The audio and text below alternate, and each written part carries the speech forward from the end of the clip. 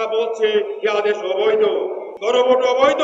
যে সরকার গণভোটে হার পক্ষে ভোট দেওয়ার জন্য আর ভোট দেওয়ার পরে এই সরকার গণভোট অস্বীকার করছে, জাতি দেশের মানুষ তা মানতে পারে না। আমরা একবার ভাবতে পারি নাই আমাদেরকে আবার রাজপথে আসতে হবে, কিন্তু আজকের বিএনপি সরকার দেশের জনগণকে অস্বীকার করছে, প্রেসিডেন্টের আদেশকে অস্বীকার করছে। তারা বলছে যে আদেশ অবৈধ, গণভোট অবৈধ।